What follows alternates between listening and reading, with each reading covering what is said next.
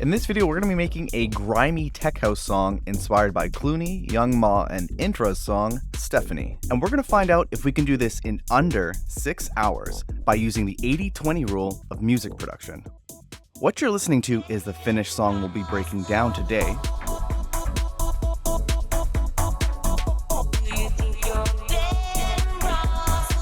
And I'm going to show you how this Ableton project file was made, layer by layer, in the original order I followed, so you can easily follow along yourself. This tune only took me about 6 hours to finish, completely arranged, mixed, mastered, and ready to be used in DJ sets and sent out to record labels. After having produced music for over 15 years, this is easily the fastest and best way I've come across. You can download this video's project files, as well as over 30 full project files inspired by Beatport Top 100 songs, with new files being added weekly. Just visit the link on screen or in the description. And if finishing songs super fast like this is something you'd like help with, you can also download a free bundle of templates, samples, and special bonuses that I use to completely finish one song per week. The thing is, most artists make finishing songs harder than it needs to be, because they lose motivation and direction along the way. But the good news is, there's a simple way to start new songs with confidence, knowing you'll stay motivated and focused from start to finish. Before you even start producing, choose a reference track and a main hook. Use your reference track so that your layers, structure, and mixing are inspired by a professional example, and use a main hook from the beginning to push you to make production decisions in service of that main hook, and to prevent you from straight up copying your reference. For each one of my projects, I'll make a project file page like this as a guide to help me clearly explain this and all the concepts going into a production like this. So for the reference track here, we're using Cloonee, etc. song Stephanie, and the key is B minor and the BPM is 127 BPM. For the main hook, what I've been really liking lately is finding a remix. It's really useful to drop these in DJ sets and then putting them out online. It gets a lot of traction because people are actually looking for these. So this is something I'm really into lately, but you can do anything you'd like. In this example, I did Alice DJ's song Better Off Alone, kind of cool throwback Eurodance song. And this song is in the key of B, and it's in the BPM of 137 BPM. And so the reason I'll keep track of these kind of key little music theory bits is for the tempo. Knowing that the tempos are somewhat similar makes you more confident knowing that the matchup is going to work. If it's too slow of a BPM compared to the reference, you're going to be speeding up it up a bunch, and it might sound kind of chipmunky and stupid. And if it's too high and you're bringing it down, it might sound low and weird and just kind of loses the vibe of what the original hook or remix was. In terms of the key, it helps because what you can do is know that there's some kind of relationship between the two tracks, knowing that maybe you're gonna have to pitch the remix vocal or the hook down a bunch or up a bunch, or if they fit perfectly, knowing the relationship between the two keys is gonna help you out quite a bit. So one thing that I do have here is this little music theory cheat sheet in all of these project files, and this helps me figure out the relationship a little bit more. So one thing that we do know is that these songs are in B, both in B, but one is major and one is minor. And so in that instance, if you have ever tried playing those two scales together, they are playing different notes, even though they're both in B, and this makes it kind of sound chaotic and weird and crappy. So one thing I like to have nearby is also the circle of fifths. And this is for like hardcore like music theory nerds, but it's also for DJs. It helps you find other songs in key that aren't just in the same key. There's like relationships between the circle of fifths that you can go up and down and mix the keys a bit more. And you can also use that to find the relationship between songs that different samples that you want to mix between, in this example, a vocal for the remix track into a reference. So if we look at B major, which is over here, we can see that the relative minor, so we want to be able to move this into a minor so that it's going to be playing similar notes. The relative minor is G sharp minor, and it's actually playing the same notes as the B major, so it helps you shift it into a different scale in that way. So in this instance, we have B minor, the reference track, and now if we look, instead of saying B major, we imagine that the remix is in G sharp minor. We can see now that the difference is only 1, 2, 3 semitones away. So that means we have an idea of what we need to pitch up or down with the instrumental that we're building, or if we want to pitch up the remix. So hopefully that makes some sense. It just helps you kind of find different relationships between the two tracks. So really the key takeaway here is to take maybe 10 or 15 minutes at least, thinking through the vision for your song so you can end up with a high quality production, get fired up about your next song, and greatly reduce the chances that you'll spend days or weeks or months working on a tune just to find out it was never a worthwhile idea to begin with. And so that's why I like combining something like a main hook with a reference track. But the thing that really matters is to get into your DAW and actually start testing your ideas out. That said, let's jump into this. All right, so this is a look at the Ableton project file for this one. And one of the first things that I'll do is I'll drop the reference track into an audio track here. And then also I'll drop the hook, the remix track in this example, onto an audio track as well. And then what I'll do is I'll mute both of them. And what I'll do is then create one of these arrangement or structure tracks. And what this is basically empty MIDI clips, just color-coded and labeled to show the major sections of the song. So you can see here this tune kind of follows this Cloonee tune, so it follows a pretty similar pattern. There's a drum intro and a drum outro. The sub comes in with a bit of vocals, a break, a drop, a break, a bigger drop. Actually, I think I extended this by a couple bars actually. And then a larger break, the big huge moment into the epic final drop, a build down, and then that outro. So simple stuff here. And then what I'll also do is set up this reference track so it's turned off. Bring it down about 6 decibels because we're going to be building against a track that's been fully mixed and mastered, right? So we don't want to get the levels come in too hot. And then set it up so we can flick back and forth between what we're building here and this reference track, because we're going to be flicking back and forth looking for 3 things. First, we're going to get the right pattern for what we're working on, then choose the right sound, and then the third thing is just setting the volume. That volume is going to be that mixing trick that gets you 80% of the result with only 20% of the effort, so it's super important to get this right. And just focus on these 3 simple things.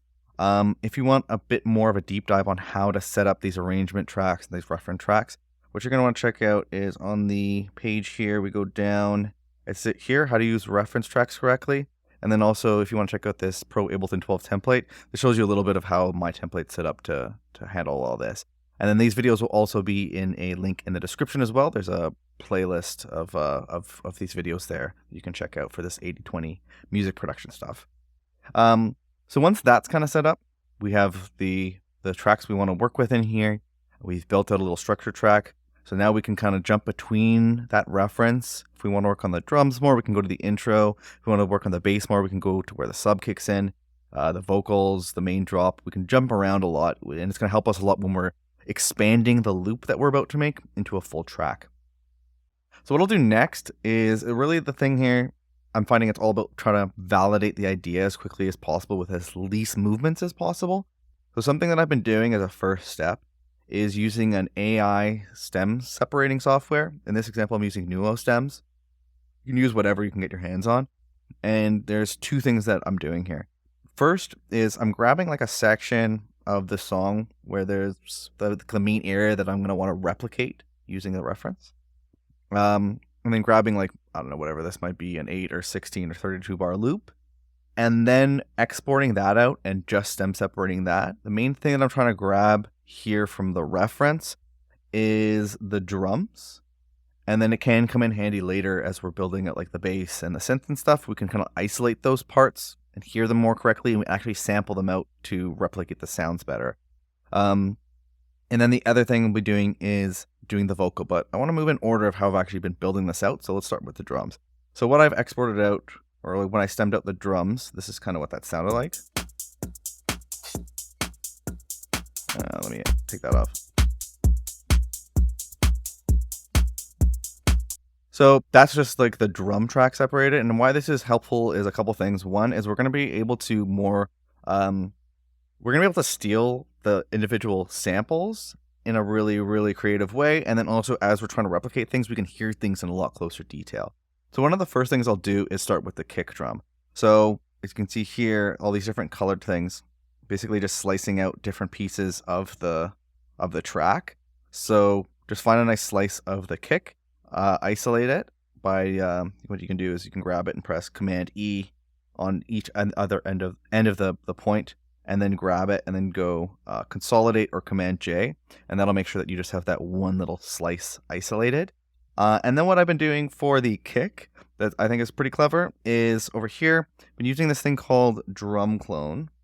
And so let me open that up here. Is it here? Here.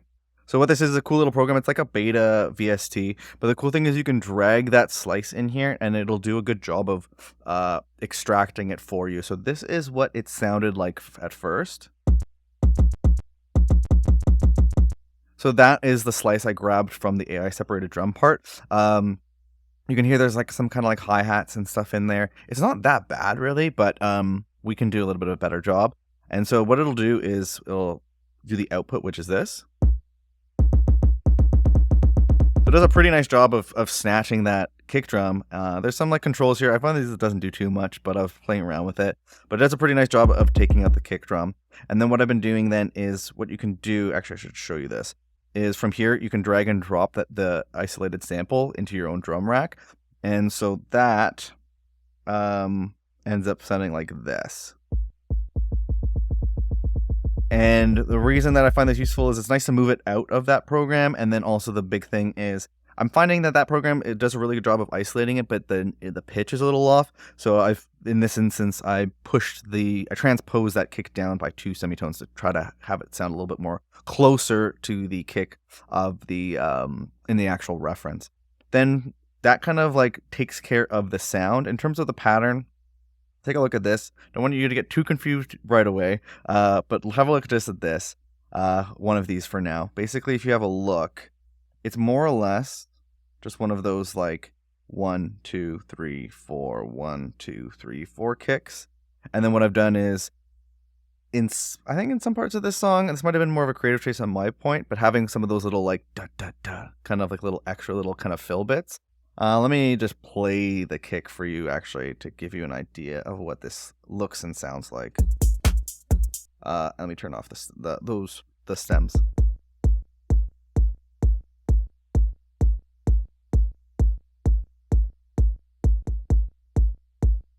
So there's basically just like that classic 4-on-the-4 pattern with like little extra hits every now and then to add almost like kind of like a bit of a fill. So then in terms of the sound, what we did is we extracted out that kick. And then what I also actually did is, if you could see here, there's 2 playing. I layered on top the actual kick from like that I extracted from the tune. And here's a little like a tool that I use that I made called the R kick. It's for reference kick. And this can be useful because what you can do is, the main thing is you drop a kick that you've stolen, sliced from any one of these, a reference. And then it's set up here with this filter envelope and filter frequency. When this filter envelope little knob is turned all the way to the right, and then you dial this filter frequency to the left, you can hear that it pulls out the hi-hat without it disturbing the sound of the kick too much. So you still preserve the sound of the kick without the kind of like extra hi-hat, extra drums coming in. And what I did here is, if you have a look at the EQ on here, just rolling off a bit of the high in the actual like the sampler device of it, and then I've added an EQ to this extracted kick just to remove the low end. So what I'm doing here is the straight stolen sliced out kick, I'm taking the kind of more high end and mid end of it, and then like the low end, the main body, is coming from that cloned kick that's been extracted with that drum clone software. This way there's like a more higher quality, fuller low end, and that like character of the mids and tops is coming in from the actual extracted stolen kick. Hopefully that makes sense. Clever little way to kind of get a good amount of character and body and fullness out of the kick. I don't always layer them like that. Sometimes it's nice when the drum clone just steals it perfectly. That's ideal. But in this case, it didn't work that way. Another useful thing that I do sometimes, I'll point to a video actually here, the better system for stealing kick samples from pro artists. If you want to check this video out, this shows you how you can basically like steal one of those kicks, then right click it, and then in Ableton 12, which is my favorite reason for having Ableton 12, is, let's say you grab one of these samples, you can right click it and press show similar files. And this will show you, it'll use kind of like an AI machine learning kind of bit to find similar sounding samples within your library based on what you've extracted. So this can be another nice way to steal the kick and then find something a little bit more high quality that hasn't been like ripped out of the tune. It still sounds pretty good when you rip it straight, but it's nice to have your own samples, I feel like. More from a originality kind of perspective, and then also from quality can help a little bit too. Anyway, that's kind of a look at the kick. Kick is super important. And then what I've actually been doing that's a little bit different here is, again, the idea here that I'm finding to minimize how much time that you waste on spending like hours and weeks on the track and then finding out it doesn't work, is to, as quickly as possible, be able to build up the context around your tune. And I'm finding that means moving into the melodic bits more first, because the drums are so easy to replicate, especially the way I'm about to show you.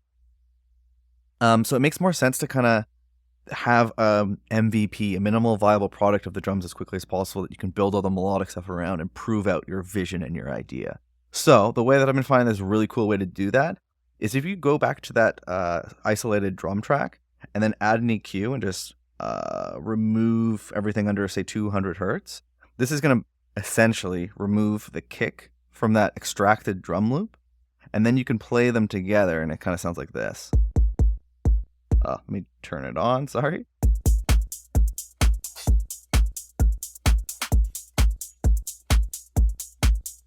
So it sounds like a nice full drum loop. It's very obviously like similar to the reference because it's using like that as like a top loop.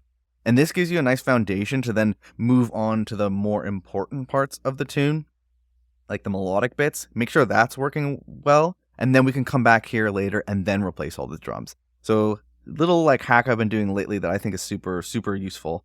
So then after, once the kick has been separated and we have like the top loop from the actual tune, the next thing I like to move on to is the bass. And the reason, like, you could like keep the kick in like the loop too, but I like to take the kick out and get our own kick in there, because especially in dance music, the relationship between the kick and the bass is so important that we really want to get that down correctly at the beginning and then build everything else around it.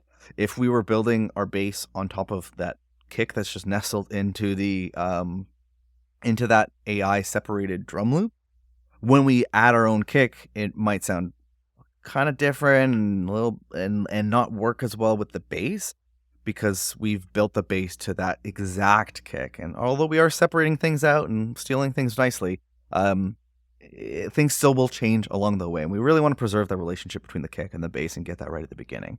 So next thing I do is move on to the bass. And so for this one, usually what I'll do is I'm going to point to this other video here, the best bass grouping system for massive low end. We're going to use some of the techniques in this video, but this one, the Cloonee tune here, it does some interesting stuff, and it's actually something cool little technique that I developed on a call with a cool artist from Toronto, Marquisio, trying to get this cool minimal deep unreal lower subby bass that you could hear in this tune, Stephanie. It almost sounds like there's two basses, like this cool really low deep rolling bass, and then one that's on top that's adding a bit more groove and like playing almost more of like a melody. And so what I've been kind of calling this is just a super sub technique, and it's actually so much simpler than you'd think. Essentially, the idea is to replicate the notes as best as you can by flicking back and forth between the reference, like I've been mentioning. And then it's playing an octave lower than you might think, and then there's just a bunch of like distortion on it, and then you're just cutting off a bunch of the highs.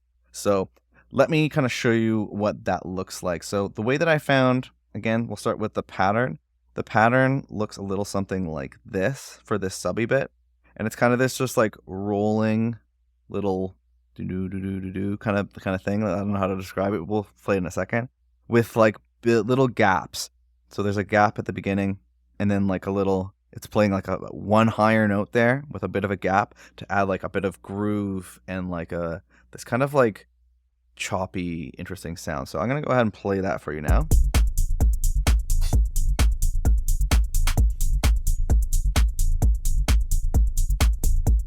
So for this, you might want like good speakers or headphones because it's pretty low, but it almost kind of has that like rumble bass, like techno rumble bass, like boom, boom, boom, boom, boom, kind of vibe. And this is like the bedrock of the bass sound here. So in terms of the sound design, I'm using this thing that I've created called the V-sub. It's basically just Ableton Operator playing a sine wave. So it's a really simple sound. Sine wave is very basic shape, and so it's very good at just having a solid low end. And then we're just adding a bunch of drive to taste, so different saturation, distortion, to kind of make it sound grittier and have it punch out of the punch out a bit more and be a little bit more noticeable. Then something that I've been adding in is this free A1 trigger gate, and this adds kind of like that like stutter house trancey kind of gated effect. Dialed it in, not fully, so it's making it a bit more stuttery. So like if you can hear it without it,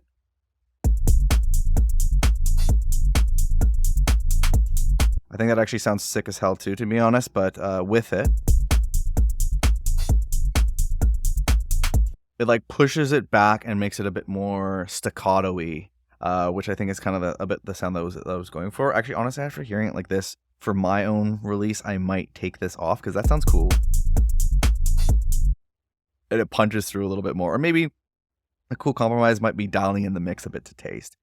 And then there's a compressor on here that's a bit more mixing stuff that we'll get into later. And then the next bit is this second layer on top. So the second layer on top played by itself sounds like this. And looks like this.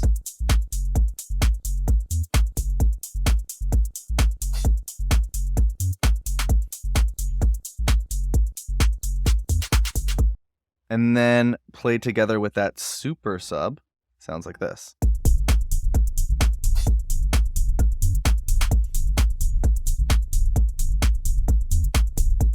Okay, so hopefully you can kind of see how this is coming together. I think it's really cool, the fact that there's kind of two basses playing like this. And there's some tricks that we're going to show you to make sure that it sounds nicely and isn't getting too like muddy or messy. So for this one, the normal sub layer, in terms of the pattern, this is playing a bit more of like a melody almost, and this is very similar to like the main motif, the main synth that you'll hear in the Cloonee track, kind of playing a similar kind of rhythm like that. And then this, I made it just so it's bouncing off a bunch of different notes like this to give it a bit more groove. And it's just kind of playful and fun. I really like how that kind of turned out. In terms of the sound design, we're using that V sub again. This time not really dialing in as much distortion. And then the main thing, I believe I actually chucked it into here, is shaping the low end a little bit. So added around like 30 hertz or so, just under 30 hertz. Ducking down some of the gain here because that like super sub is mostly in this like 30-40 range. So we want to kind of pull out a little bit of that on this other bass. So it's making a room for that one. And then I'm shelving out a bit as well under 46 hertz. Again, pushing down the amount of energy in the low end of this sub track to make room for the super sub, basically. So they're not interfering with each other as much and getting all like muddy and messy. Then the other thing is, last quick thing is this synth bass layer. And so what this is that bass grouping video that I was talking about. This is automatically routed to send the notes to this one. And what I've done here is pitched it up a bit so it's not playing the exact notes as this sub. And then I'm using something called Synth, and this is an AI kind of synth basically. And the cool thing is what you can do is on the stems, you drop the bass. I dropped it isolated out the bass when I was also isolating out the drums for the reference track, snatched like a little slice of that bass sound, dragged it into Synth, and Synth will use AI to come up with something similar. The cool thing about it is it's almost never super accurate, but that could be a good thing because it can come up with something a little bit more unique to kind of separate what you're building from the reference, so you're pushing into a more original territory. Let's have a listen to that.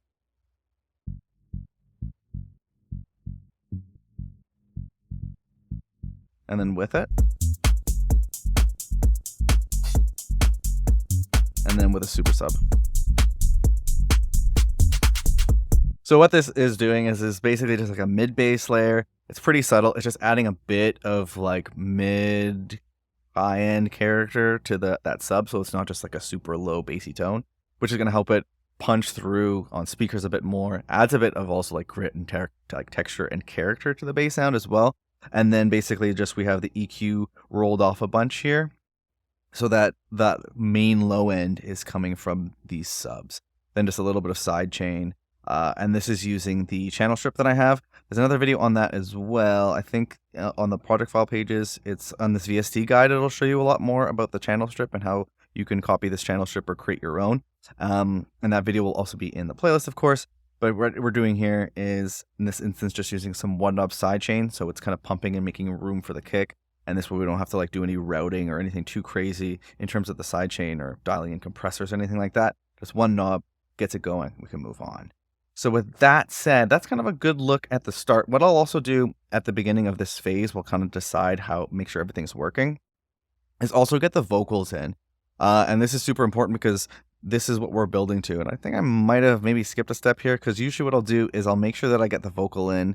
No, the vocal, I'll get it in around this point as well, but I'll be listening to the vocal while I'm adjusting the bass, because you want to kind of copy the bass notes that are in that reference, but then also be listening to your own hook, in this instance, the Better Off Alone vocal, so that you're moving into more original territory. And so for this, kind of went for just like that, that cool vocal that you can kind of hear in that Stephanie tune.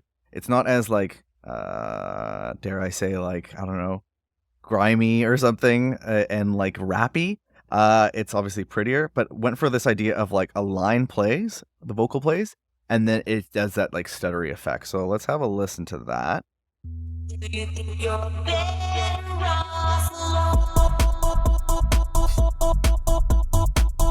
Do you think you're better off alone? Okay, so in terms of this, main thing is, again, I use that AI separator to get the vocal out, and then we're catching like a vocal, like a little phrase at the end of the previous bar, and then cutting it up like this, which I want to say this is probably 16th, but I could be wrong. But you can see it's just like a slice, empty, slice, empty. And this, I just grabbed the last piece and then just copied and pasted it over like that. There's maybe some other ways you can do it, but super simple, just like that. And then in terms of any processing, removing some low to make room for the kick and the low end and the bass and all that. Using this AI, this trigger gate effect, and in a kind of creative way where you can see, pay attention to right here, just bringing it up slowly with automation. So it's kind of just adding a little extra stutteriness to it in like a tasteful, not always the same way. So it's like slowly changing over time. Then what we're doing is a little bit of sidechain. So again, it's pumping, making room for the kick, and then also kind of adding that kind of dancey pumping effect. And then a little compression and clipping, which happens more in the mixing stage. So at this point, what I have here is this finished loop. And this is what I would have done in about the first hour, between like kind of like that research phase that I was showing earlier, and then putting it all in here, separating things out, and kind of getting the kick, the bass, and the vocal in a nice area. That would be the first kind of phase that I would go through, and really validating the idea. And so it ends up sounding like this, which kind of puts you in a good position. And then something I've also been doing too that you can do during this phase is figure out the chords.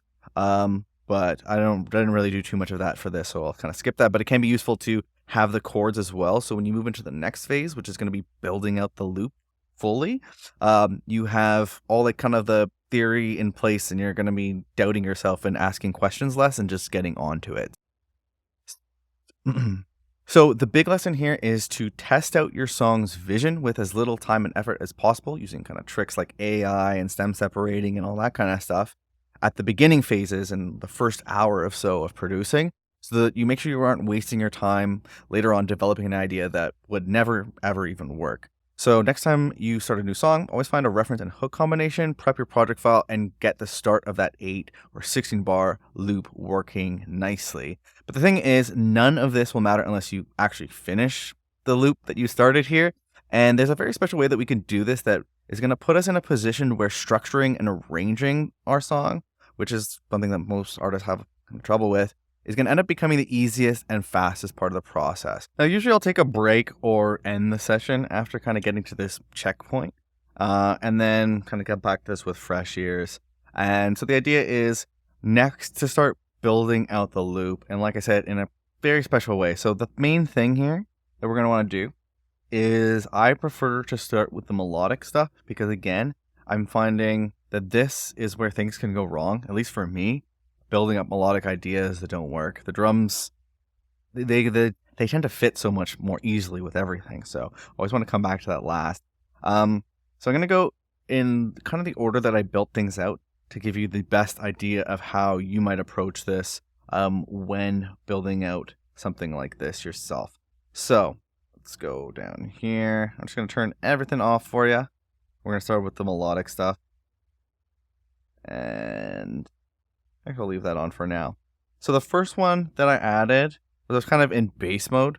So I added in this kind of little bass stab that I was hearing. So let's have a look and listen to that. And I'm going to turn off the vocal because that might get annoying. And I'm going to solo that bass stab now for you as well so you can have a listen.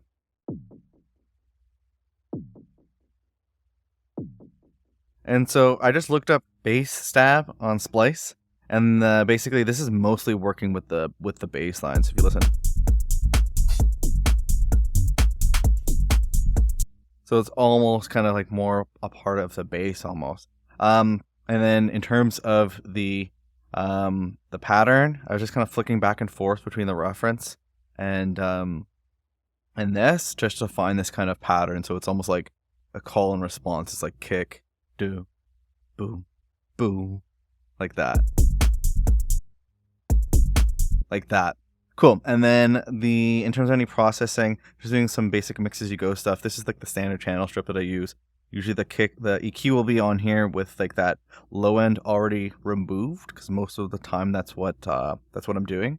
Removing a bunch of the low end. Some of this is automation, but actually no, not automation. What I've done is just rolled off a ton of the high end to just kind of make it so it's really just like a lower end bit that's just adding a bit to the bass. A little bit of this auto pan here, so it's moving slightly to the left and right just as like a stylistic choice. And then on this little strip here, what I'm doing is a little bit of that one knob sidechain, so it's making room for the kick, and then doing a little bit of that pumping. And then right here, there's a transient designer, and we're pulling down the sustain, so it's making that sound tighter. This is basically just a free third-party plugin that I've mapped the core knobs to this little rack I've built, so I don't have to constantly be opening things up and looking at weird UIs and then wasting time with that. It's just, I know that I want to maybe tighten things up, and that's what I'll do here with one move. It's all about working really quickly and fast, mixing as you go. And then the main thing was just flicking back and forth, trying to zone in on that kind of sound that I was listening to, and dialing in the volume. That's really the most important thing. The next thing that I added was not this. This isn't necessarily in order of how I built it out. The next thing that I added in was these kind of synth lines here.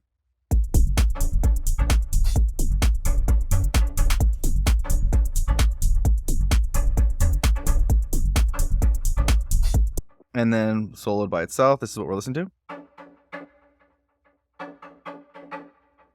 Okay, and so what this is this is what I was hearing in the Cloonee track. It's kind of like this higher end sound, and I feel like when I redid one of his other ones, he has this kind of weird, like kind of movie bendy kind of sound that he likes to use.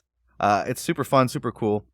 The way that I found the pattern, let's have a look at that first. It's just this kind of like staccato-y little rhythm.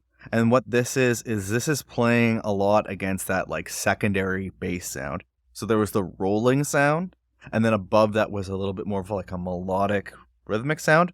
And this seems to be like playing like the same thing. So this is a cool idea that you can do to not overcomplicate things. Have certain elements playing similar patterns. So you're kind of creating motifs, recurring elements, and they kind of work together a lot more and just keeps things simple. So what I did was I just kind of flicked back and forth to the reference and kind of follow this similar pattern, and then I just started kind of playing with the note positions to make it a bit different. And I went for kind of that, like, it's playing things like slightly off the grid and kind of like stuttering a little bit, and then just played around with the notes a bit to make it a bit more, not a carbon copy is basically the main thing at the end of the day.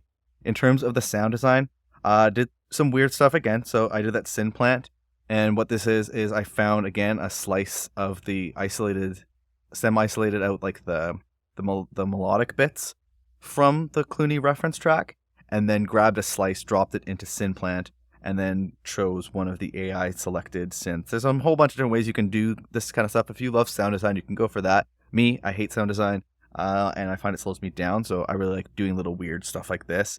And then something that I've been liking to do quite a bit, this is something I'd recommend to anyone, is tossing an LFO and setting it to like a low rate, and adjusting the depth and the offset a bit so that you're slowly moving a parameter. So with Synplant, there's always this like effect parameter that it has. And so in this instance, I have the LFO.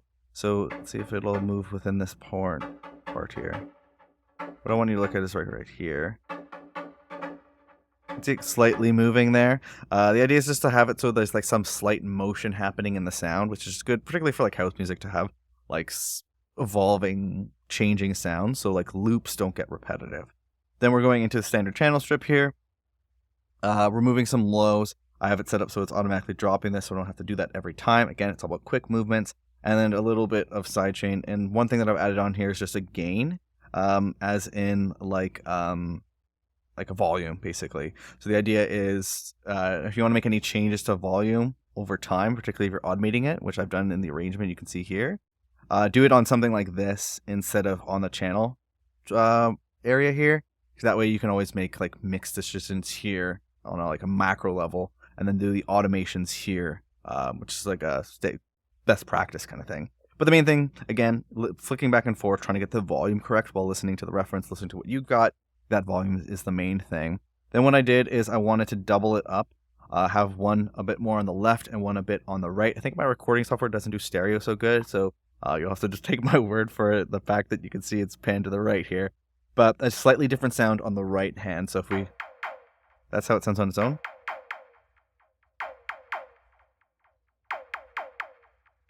And together.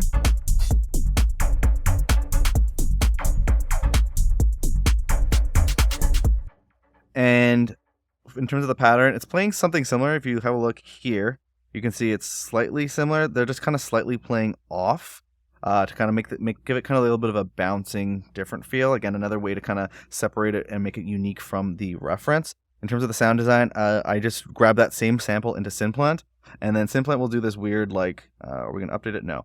This little, like, it almost looks like this. I don't know why it doesn't save it, but these little weird little nodes, and it'll have different sounds that it's used to AI replicate, and you can click between them and find different sounds. So basically, I just dropped the same sample in, found a slightly different take on its AI replication of that sound, and then pan that to the right. And then again, I think that's when you can see a bit more.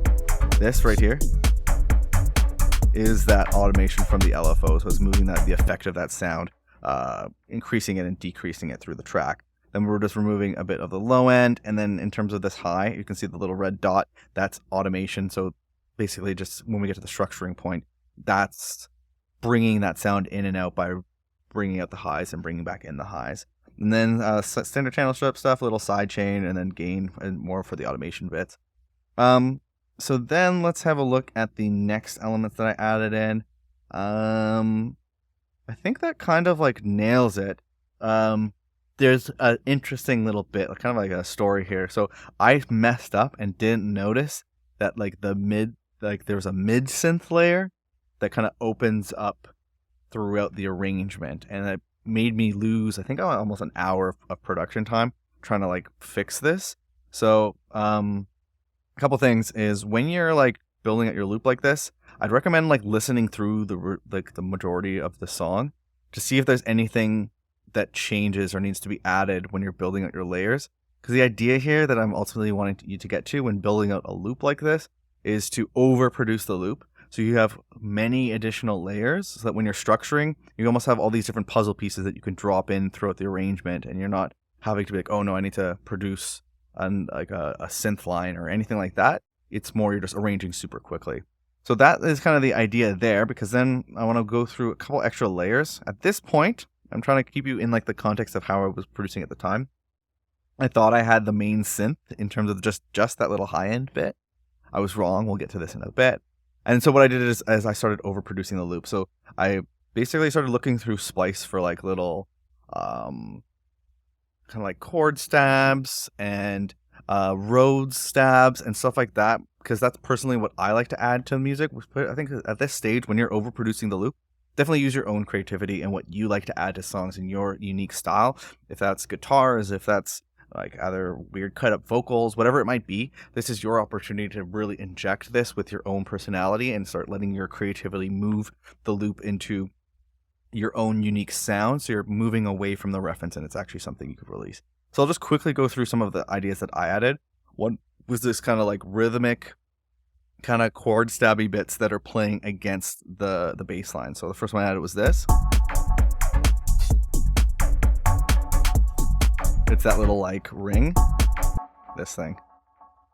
So I was just looking up different kind of stabs on Splice basically, and then just kind of placing them in areas where they're kind of working off the, like working, kind of doing a call and response. So it's like responding to the bass line, responding to those synth lines that we added, not always playing them at the same time. So they're kind of bouncing off each other.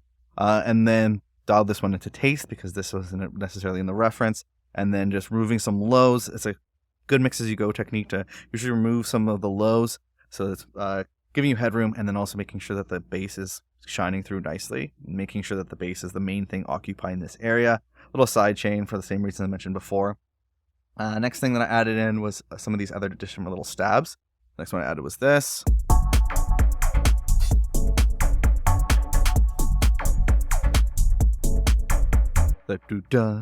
So you can see here, even just like visually, this one plays, this one plays, this one plays, this one plays. Super important in like any kind of house music like this, kind of like call and response, bounciness. Makes it so things are taking up their own space, and then also makes it interesting to listen to because the things are bouncing around with different sounds. And it's all subtle too. It's all mixed in quite subtly, I would say. Dialed in volume to taste, a little bit of removing lows, a little bit of side chain, nothing too crazy. Then I added in this one here, again, different kind of like stab for calling and responding. I'm gonna solo this one. And then all the stabs together.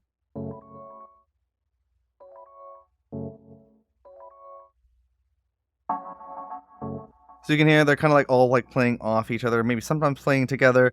And then this one is more of like a swell. So it's like boop, ba, wah, ba, wah. So again, you can see that's probably a little bit more of like my style coming into play here. I like to add in interesting little things like this.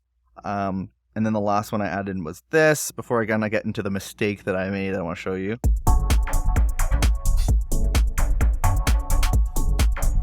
And this one by itself. So basically the idea that I like to do a lot, you can take this idea if you want, is like just taking like larger piano loops or electric piano loops like this and just grabbing a small little slice of it to use as an interesting little stab and then doing kind of a call and response, jumping around a little bit. So now the next thing that kind of messed me up a bunch is I didn't notice this really important mid synth. So I'm going to play this for you next.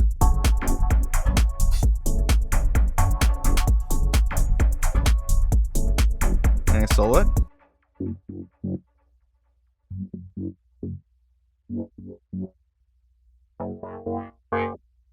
So basically, it's very similar to one of the patterns we had in that bass line, and it's also very similar to that like little higher end main synth that I showed you at the beginning of kind of like this melodic stuff that we've been building out. And so this is like really builds on that motif of that similar kind of stab pattern happening. And this is super important because this is like what I noticed, and this where it really hung me up, and I want to make sure that you don't fall into the same trap, is as I was building out the arrangement, I noticed that like in the breaks, it had that bass sound. Like I can kind of show you maybe here. Let me play it for you here.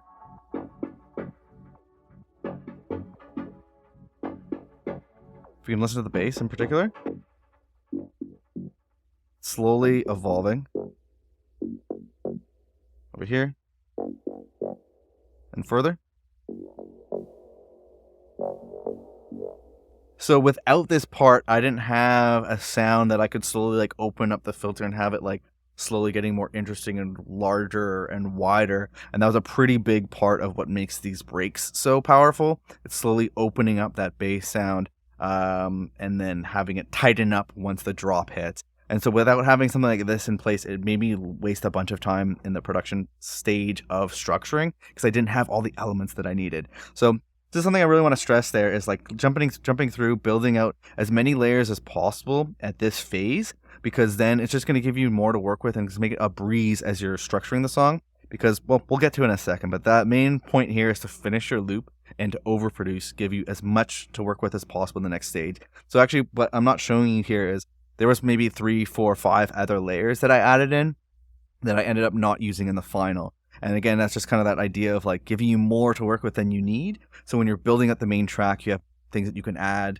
and subtract throughout the arrangement to make it full and interesting and moving. It's super important. Something I think not everyone gets right during the loop phase. You might just get the loop to where you want it to sound good and move on. I think it's important to overproduce so you have more, and it's going to make it easier for you in the structure phase. So real quick, moving on, just some small things I want to show you is I added this kind of like epic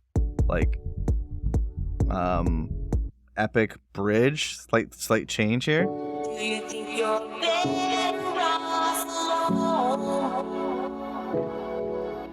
And so for this, I won't take too long on this. Basically, just I found the chords, got the chords, playing a nice cool little toy piano, and a bunch of different string loops that I've added to kind of make this like epic bridge that's definitely not in the original. If you want to have a closer look at that and some of the more detailed bits of that, definitely check out the project files. Next, I want to just move into the drum. So that, like, what I like to do at this point is now I'll replace all the drums. So for this whole time, we've been listening to like the AI drums. I'm going to take that off, and then this is what we'd have without that.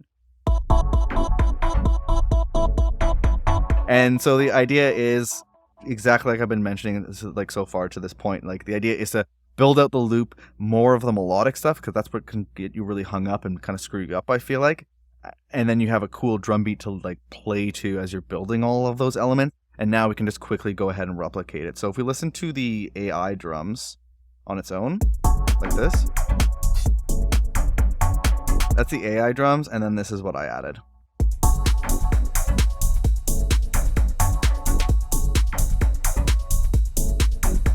So pretty similar vibes. I think maybe even like I like them better, to be honest. Obviously, I guess I made them. I'll just quickly do a quick run through of the layers on this. So the idea is to build up the drums. Same idea as before. You want to flick back and forth between your reference and what you're building. And this time we're focusing on the drums. And you can also use the AI stem separated bit to help here.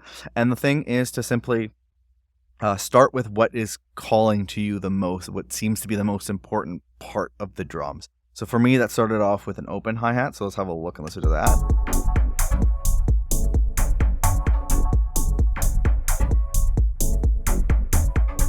And so for the open hi-hat, it's playing that classic like offbeat pattern. So I've actually set up my template so that like this, I have this drum group set up with some of my favorite open hat sounds, and the pattern's already set up, so you don't have to like go through the process of jumping that in. Again, small things to make producing easier for you, and skip the things that you're doing all the time. In terms of the sound design, what I did was there's 3 layers. One is I actually extracted a slice of the open hat from the AI separated bit and actually incorporated that into this sound.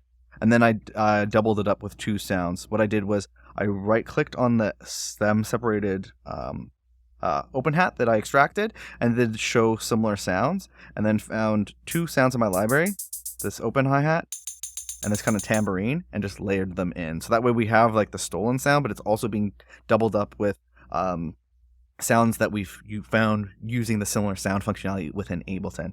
So neat little way there to make, because that also ends up sounding a little bit more professional, a little bit more unique, and a little bit more thicker and fuller and awesomer.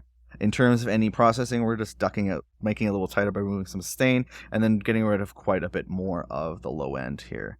Next thing I added in was the closed hat, so let's have a look and listen to that.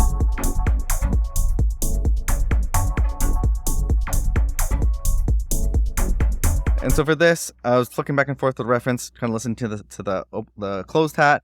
To simplify what I'm doing here, I'll always start with this right here. So this is just like the hat that's playing kind of on the same offbeat as the open hat. And this kind of reinforces and makes that open hat punch out a bit more, and is also useful in the arrangement because we can pull out the open hat and still have that driving bit going on there. Then I kind of added this extra shuffly bits.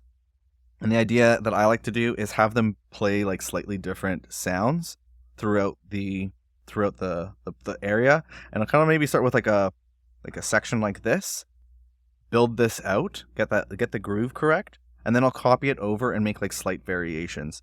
So I think if you look between these two, the only difference is this last hat is playing here versus this one's playing down here. So it looks more complicated than it is. The idea is to just like start section by section, duplicate it over, make slight changes so that it's slowly evolving over time and sounds a bit more human.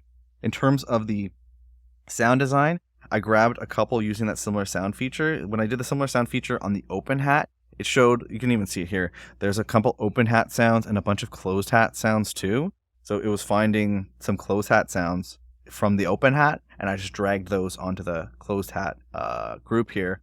Made it simpler for me. And then I also usually have a couple sounds that I like that I've taken the time to curate, so that way I'm not looking through hundreds of closed hat sounds. I have like my 6 or 7 go-to sounds there. And then in terms of processing, moving a bit of the attack so it's not hitting as hard, just moving down the sustain so it's not playing out as long, it's tighter, and then just dialing in, getting rid of a bunch of the low end. Next thing I added in was the snares.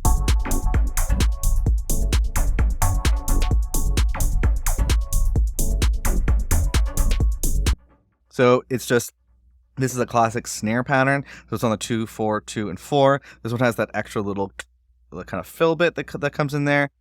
For this, I think I sliced out, I just sliced out from the AI separated drums, the snare, and did show similar sound, and then found these two sounds. This is the main sound, and this is that little extra hit. And then one other thing that's actually part of the pattern that's interesting is like this part here. The little like fill. Basically. And then in terms of the processing, tightening up the sustain there and removing a bit of the lows. But the main thing, like with all of this, is the volumes, getting the volumes right, flicking back and forth, getting the volumes. And then in terms of the clap, it's playing the same pattern as the snare. Sounds like that on its own, sounds like this. Kind of more high end. And then with the snare. The snare is more like body. And then so with the clap, what I'm doing is I have two sounds playing. One is like that 2 and 4, 2 and 4, 2 and 4. And then I have this extra sound playing on like the 4 and as like a little fill every once in a while, just to add a little bit of change over time. And make things a bit more human. For the clap, bringing up the sustain a little bit, using this one knob width plugin, which is a free width plugin, just mapped the main knob here, pushing to the left and right, making it more stereo, making room in the middle for the snare, and then removing some of the low end. And then what I like to do with the drums at this point, so it sounds pretty sick, is layer in some top loops and like tops and breaks and stuff like that to make things a bit more interesting and dynamic, and also to this is a really good opportunity to add in your own character and vibe. So it's going to make things sound a little bit, start pushing away from the original drum loop a little bit. So the first one I added was this loop here. I'm going to solo it. So you can see here, main thing we're trying to reinforce is the hi-hat, like that shuffly hi-hat. That's really the main idea here. We have these core drum loop here, hits with MIDI in our one-shots. And then we're going to reinforce those core loops with some other loops. So it's more about reinforcing it, like I keep saying, as opposed to these drum loops being the main loop. It's kind of the way I like to do it. A good way to do that is to sometimes have it on the loop on beats set to transients, and then have it show the arrows pointing to the right, and then dial this back. It's going to bring down the sustain of the transient, so it's tighter. And I feel like that helps it blend in a bit more with those core loops. Volume to taste. Kind of standard channel strip stuff that I've been going over. Just want to kind of move through it next. Next is clear. Solo it out sounds like this. So again, this is kind of mostly adding kind of that like shuffly hi-hat stuff, but there's a little bit of subtle snares and adding a little fillage and like humanization and reinforcing those core loops a little bit. And then the last one that I added, because this is just a ride, actually, I'll talk about the ride too. This next loop here.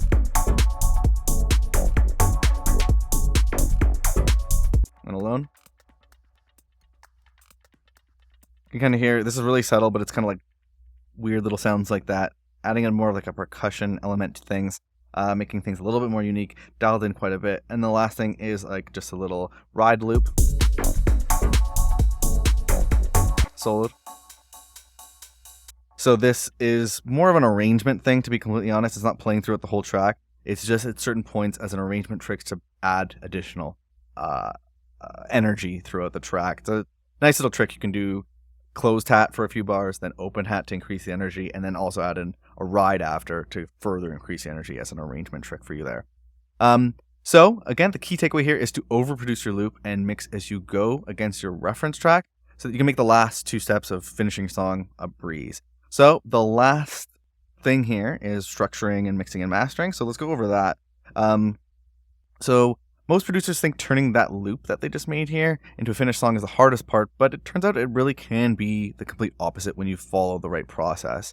So the trick here is to use these layers that we've been building up here, like this on this fat and juicy loop, like puzzle pieces to fill out our song's structure, while using the reference track that we have here, like the song that we can flick back and forth, and the structure track that we've prepared in that like first step as a guide. So we can see here visually the larger changes, and as we're filling in each of these sections, we can listen to the reference track to hear what layers need to be added. So it's really just like a process of like copying and pasting these elements over to the rest of the tune, and listening to the reference and then adding the layers that we want to make up that part.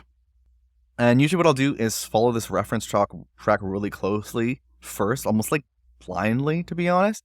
And it keeps things really simple and fast and gets to the point where like there's like a full arrangement with our puzzle pieces all laid out. Doesn't sound perfect, but it gets us there really simple and fast. And then start making creative adjustments on that structure, like doing automation, cutting out certain things, extending sections, maybe completely rearranging some of the sections, having the break longer or shorter, removing the break, whatever it might be, to service our main hook more and to make things a lot more unique and fit our vision and our style for the song a lot more. And basically the idea is it's a lot easier to edit this kind of stuff than it is to be slowly making things one at a time. And then also it gives you like a eagle eye 30,000 foot view of the whole song and makes it so you're doing everything in context, knowing that you need to build up to this main juicy loop so that you don't maybe overproduce and add too many layers onto these other sections, because these need to slowly bring up the energy to get to this climax here. Yeah, and then I think one of the next things is what I'll do after kind of building that out. And if you want to have a better look at this, definitely check out the project file. There's a lot of like little automation and stuff like that. So there's a bunch of tricks that I'll do to tease out ideas. You can hear, I think a cool part is here, adding in like this part. That was absolutely in service of my hook and not at all in the reference. Is a good example there. If you want to like have a look at the final song or the project file set, get a better look at this. But one of the things I'll do to make sure to stop myself from going overboard and tweaking things endlessly is I'll add one of these effects groups that I have here. And basically this will signify the end of this session for me. Like this, the loop will probably take like an hour or two, and then structuring like this will take an hour or two, sometimes less if I've done a really good job on the loop. And then to end that structuring session, I'll add these effects. So it's like little like risers and crashes and low cutting out the kicks and adding some master channel effects. And this fills out the arrangement and the song a little bit more, so it gives you a sense of polish. And so when you return back to this, it sounds fuller and more produced, and you'll be less tempted to be like, oh, I need to add way more layers here, and kind of helps you do a little bit better at like simplicity. And so the key for that, if we head all the way to the bottom, this transition and effects section here, it goes over a nice video and explains that. So the idea is when you combine an overproduced loop with a reference and structure track there, song structuring can really be easy and become one of the fastest and most effortless part. And now the big question is, how do you know when like your track is 100% done and ready for release? And the thing is, it is definitely can be the hardest part of all that. And it's because it's the hardest part that I'm going to show you my simple 3-step solution. So the first is this. If we go down to here, what I talk about here is the 3 things rule, or the pick 3 things. And this is basically after like structuring things out, it could be a good idea to export out your tune or just have a final listen and pick the 3 things that are going to have the biggest impact on how a listener is going to react to your song. So this is going to prevent you from like tweaking the kick till forever, because no one's really going to notice that. But if you're missing a huge section here, people are going to notice that. So that's the idea. 3 things that are most important to how the final listener is actually going to perceive things, and then promise yourself to end tweaking there. And then second, there shouldn't be too much to mix at this point, because we've been mixing as we go along the way. But I'll do some small touch-ups and kind of flick back and forth with the reference, dial things in a little bit more, and then do some group and bus processing, mostly just compression and clipping to reduce the dynamic range, and so that the final mastering limiters don't have to work as hard, and I can get a louder master a lot more effortlessly. And then lastly, I'll run it through this like simple mastering chain that I have here. It's mostly just like a clipper and then like a limiter, a clipper, and a limiter, just so each plugin isn't working as hard. And I aim for around -10 to negative decibels, -10, -9 decibels LUFS for club mixing. And yeah, but just a word of warning for this. This can be hard if you just try to go with the flow and remember everything that I've been talking about here. And it's because, again, like that, it's so hard. I'm actually going to give access to these pages to anyone that grabs that free Ultimate Song Finishing Toolkit. And if you want to go through this project file as well as all of these other project files, you can see I have a full library of them. Yeah, sign up for that Ultimate Song Finishing Toolkit. And if you want to actually download all of these project files, you can visit bestfriendsclub.ca/join. Both of the links are in the description. And with that said, we'll do a quick recap of the 80-20 rule so you can apply everything what you've learned in this video to your next production. Hi, my friend, Matt from Best Friends Club here. And if you've been paying attention to this super long video, then you've probably figured out what the 80-20 rule is when it comes to building out your songs. The goal here is to get 80% of the result with only 20% of the time, energy, and effort. And because the first key to the 80-20 rule here is to use a reference track, we're making sure that we're very easily hitting 80% of a high quality, professionally made song. In particular, we use that reference track to make sure that we're picking the right notes, sounds, and volumes as we're building out our song. The second key of the 80-20 rule here is to mix as you go in an extremely streamlined way by only focusing on the volume of each track, as well as using a simple repeatable channel strip for each track that we're adding to our songs. The third and final key is to repurpose your old project files and have a suite of powerful templates, Ableton racks, and one-knob effects that you've personalized and curated over time. If you'd like to get a head start by downloading all the racks, templates, and all the files that you've seen me use in the Ableton project file for this video, or if you'd just like to take a closer look at any of the techniques or tracks you saw me work on in this video at your own pace, you can find a link to this video's project files on screen now, and at the second link that's in the YouTube description. I'm recreating a different song from the Beatport top charts every single week and making the project files available to anyone who wants them. You'll also get access to a private Discord where you can ask me and the community questions, as well as share tracks for feedback. If you or your music are not quite ready for a shot in the arm like that, I've also made you a completely free bundle of templates, samples, and special bonuses that have helped me figure out how to completely finish one new song each and every single week. And you can grab that free Ultimate Song Finishing Toolkit by visiting the first link that's in the YouTube description here. However, if you just feel like staying on YouTube for now, that's totally fine. Save that link for later and check out this playlist filled with videos just like the one you just watched, where I completely create songs inspired by tracks found in the Beatport top charts. Or if you really want to take what you've learned in this video to the next level, make sure you check out this video right here.